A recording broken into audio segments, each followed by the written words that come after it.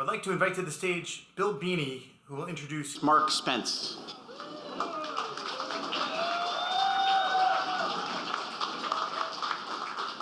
Carl Lindholm, where are you?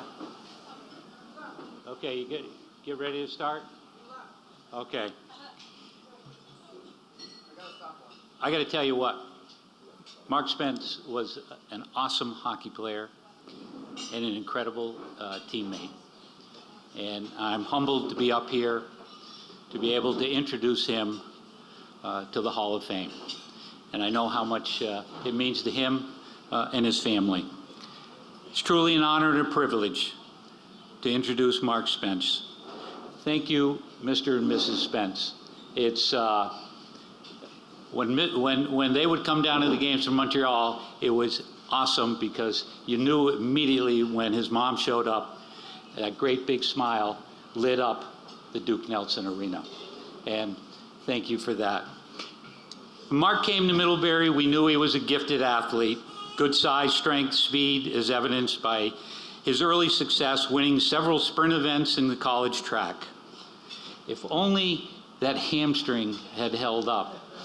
It was either that or he didn't like the dry land training we had with the hockey team. I'm not sure which.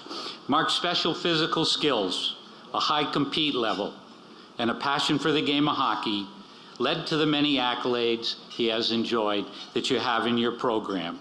Being an All-American National Player of the Year, goal-scoring records, many game-winning goals, and it's my hope that he took great joy in scoring goals and had a very distinct celebration that maybe he would share with us tonight while he's on the stage. If you hadn't seen it, I know you'll enjoy it. Captain of our championship team in 1998 and went on to a professional hockey career. During his senior year, outside of the ever supportive and encouraging President John McArdle, Mark was easily the most recognized person on the campus and in our community, without question. Certainly many of those highlights are etched in the minds of the thousands of fans that faithfully stood in line to buy tickets, to gain entrance to the Duke, to watch Mark and his talented teammates, of which there's a huge number here, to watch them play and to play a real distinct style of hockey. And Mark was at the center of it. The Middlebury hockey games were simply where students in the community gathered in the winter. Mark's teams created many thrilling stories and a college hockey dynasty. I've often thought that the Kenyon Arena could just as easily been named the Rink of 1998. Class of 98 Arena is what I meant to say.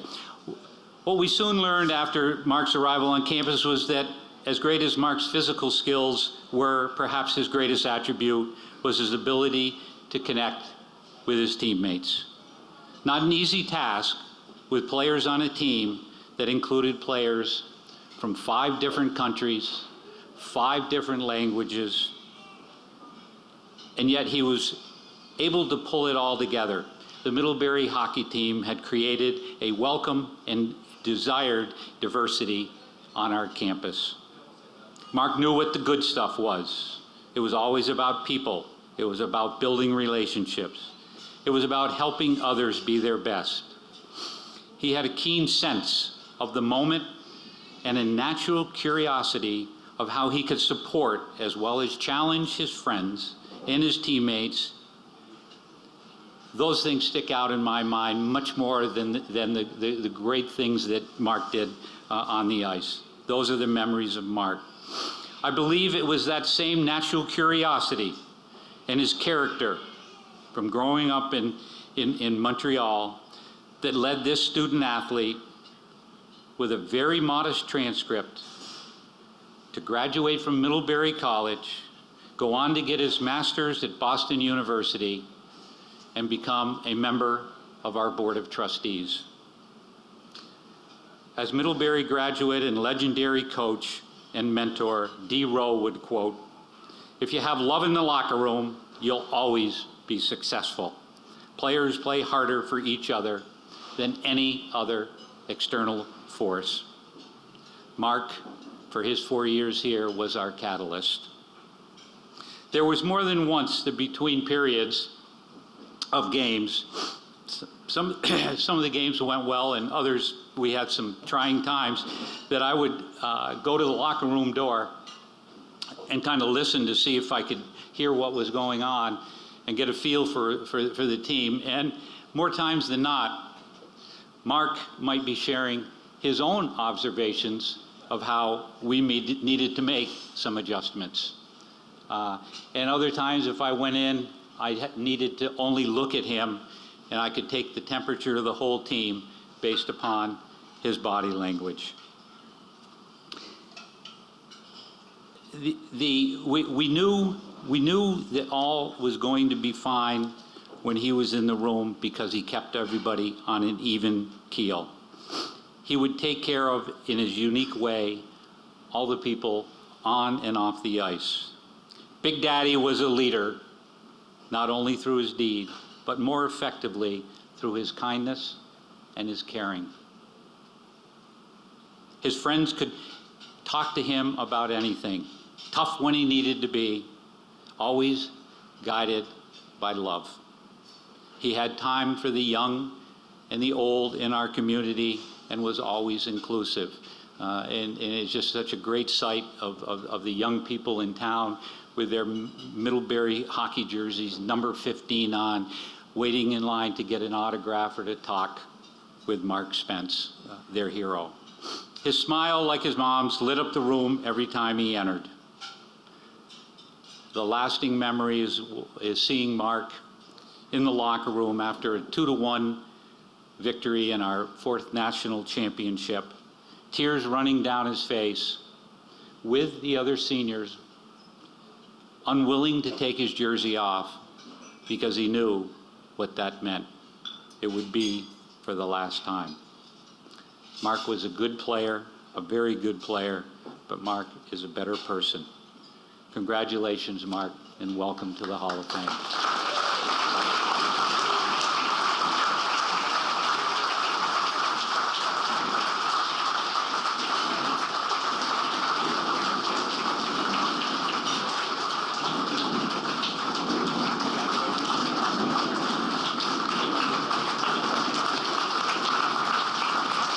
We're going to do a photo. If you can kind of scooch that way.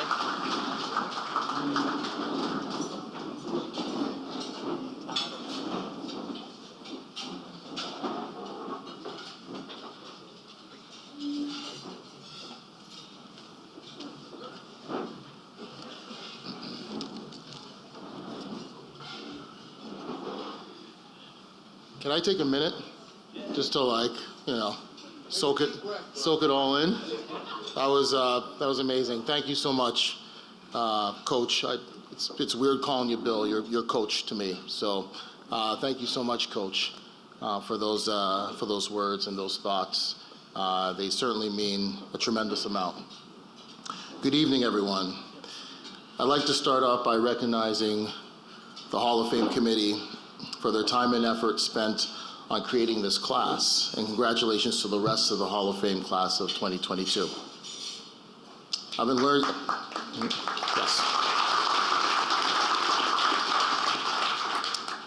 enjoyed learning about all of your accomplishments and accolades. I'd like to thank President Lori Patton and the administration for the support of Middlebury Athletics. And I would also like to thank Aaron Quinn for years of leadership within Middlebury Athletics. I'd like to thank Neil St. Clair. We learned a lot in that year that we coached together when Bill took the year off, and we've remained great friends ever since, so thank you. So I guess I want to start off by thanking Bob Norton, who pushed the Middlebury coaching staff to recruit me. I think, Bill, you've said so many great things about me, but we are going to be a little honest here. I don't think the staff was really convinced that they can see me playing here at Middlebury.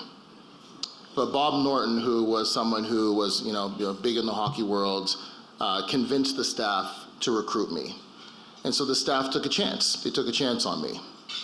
And speaking of chances, I have to thank Middlebury Admissions for taking a chance on me. I would have loved to have been a fly on the wall during that admissions discussion. During my time, President Mercado and the AD at the time, Thomas Lawson, were big supporters of mine, and I have to thank them for their support as well. I've learned a lot about myself while I was at Middlebury. I certainly made a lot of mistakes on the ice, a lot of mistakes off the ice, and I have some regrets. The experiences I had cannot be measured. They shaped my life in so many ways. Being a part of the hockey program was and is a privilege. Following in the footsteps of past players and teams, you automatically felt like you were a part of something special. Players like Phil Latreille, Tim Craig, Kent Hughes, the Alcindor brothers, who I will say, being black and playing hockey and being a huge role within the program, that meant a lot to me. And there was guys that I can look up to, that I was looking to do the same thing. Plenty of the guys that are here tonight, and I'll talk about you all later on, but Chris Farian and Francois Bourbeau, who I played with for 4 years, they were the two best goalies in the country for all 4 years. Just unbelievable players who I had the privilege to play with, and the list goes on and on and on and on. Again, you felt like you were part of something special. There were 3 elements that I thought were a major part of our experience while going through these 4 years at Middlebury. For me, I thought it was, first off, they wanted to get better every day. That was something that we wanted to do. We wanted to get better and better every day. So every day meant something. Secondly, we wanted the best for our teammates. Everyone wished everybody well and wanted their best for everybody on the team. So it wasn't about themselves, it was about somebody else. And the extreme competitiveness, that was the third element that was really important. We were very competitive. In practice, we'd get after each other, and we'd want to always win, but we'd always want the best for each other as well. But we made each other better by competing against each other. So these 3 elements were really important. So those 3 elements were really were always present throughout the whole year and throughout our seasons. And we would challenge each other in practice. We held each other accountable, and we were each other's biggest fans. Those elements were baked in the culture that we created, which was built on giving all of ourselves to each other and also to the program. Coach Beanie, Coach McKee, Coach Lou Santini, Sweet Lou, created that atmosphere, and we embraced it. So I wouldn't be here tonight if it wasn't for my teammates. Thank you for standing strong with me as we faced all of our challenges. There's no one I would want to compete with other than all of you. And thank you for being here tonight. It means a tremendous amount. I never really believed in individual awards in team sports because I just believe that you can't have individual success without having your teammates. So I see this as a team award. The thing is, we'll just keep it at my place. At my house. Sorry about it.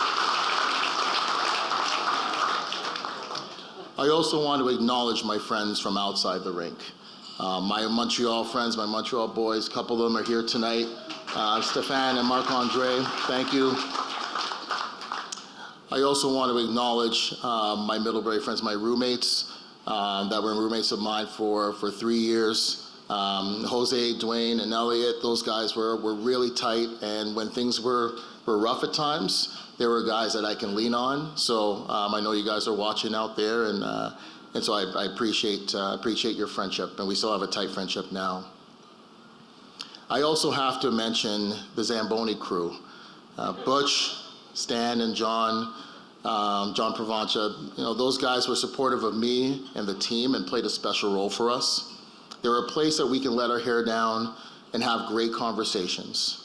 I also want to thank our trainers, Dave Matthews and Doc Brew, for keeping me together physically and mentally. They're much more than trainers. There are people that, again, we can go to and talk to, and they'll give it to you straight. But that's something that we always enjoyed and always wanted.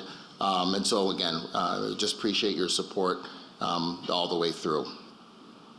There was one thing that I did want to say.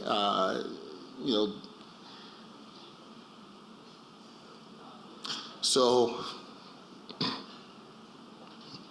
I said I wasn't going to do this, so I got a little, just give me a second. There was one particular game, there was an incident that happened. It was of a racial incident, and Doc Brew came to me, and nobody else knew about it, but he did know. And he came to me after the game, and he said, Spence, I have to tell you, I know you take a lot of crap out there. You're really good, and you're different from everybody else that's out there. And I just want to let you know that I see it, I appreciate it, but it really pisses me off that I have to see you go through that. And that meant a lot. That meant a lot. He might not have completely understood, but the fact that he let me know that he saw it and that he cared, that meant a tremendous amount. And I think that really went for all the folks, all the adults that were a part of my Middlebury experience, and also for my teammates as well. But that story really does stick out, kind of sticks out for me.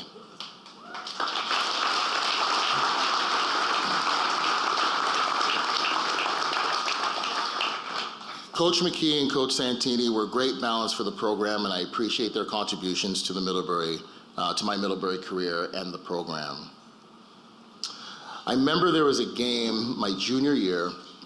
We lost. It was our second. It was a series against RIT, and we lost both games. And I had a pretty difficult start to the year, and I did feel like that second game I was starting to hit my stride. I was playing pretty well. I was still really upset that we lost, but I also knew that I was starting to sort of get better and play better. So Coach comes in the room and he's talking to the team, and he's explaining why he was so upset. Then he paused for a second. He was kind of looking around the room, and then we caught eyes. And it was almost like he was saying, he caught eyes and he said, "I gotcha." I was like, okay. And he said, "Don't you feel good about yourself? You haven't been very good all year." And I kind of looked back, and he used some different wording, by the way. But anyhow, I kind of whoa, right? But after a couple of days went by, I got it. I got it. He believed in me. He saw more in me than I saw in myself. And he wasn't going to allow me to settle. He was also trying to move me and transition me into being a leader on the team. Like, it was time. It's not about you, it's about the team. And I really appreciated that moment. Coach Beanie created a strong program, and I don't mean solely in wins. The bonds that we had after Middlebury remained strong, but the roots began at the Duke Nelson. And Coach Beanie, as I said before, was the creator. Thank you, Bill, for being more than a coach. To me, you've always pushed me to be a better player, a better teammate, and a better man. And I can never repay you for that, so thank you.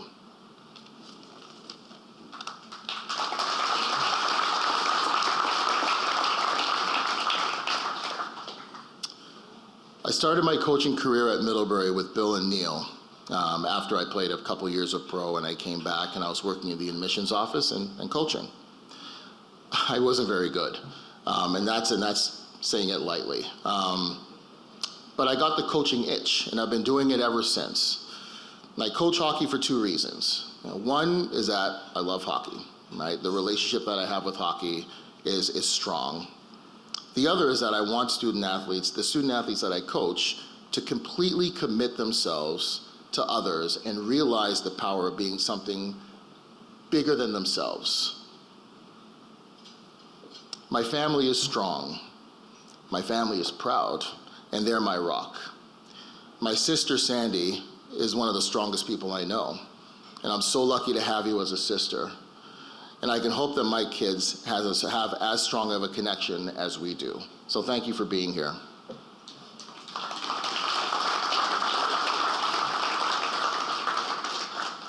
To my parents, you served as amazing role models for me and my sister. I thank you from the bottom of my heart from all the sacrifices you've made. You've always encouraged me to never let anyone stand in the way of what I want and my dreams. I'm so grateful for having you as my parents. Thank you.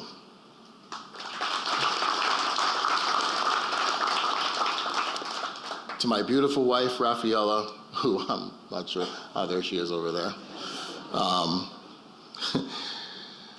I just can't wait to live out this journey, this next part of our journey that we'll have with our kids. One of them is the one that I was carrying out when, things were not going well with her. But I just thank you for everything that you've done for me and enhanced my life. And I just can't wait for these next few years as we move forward. So thank you.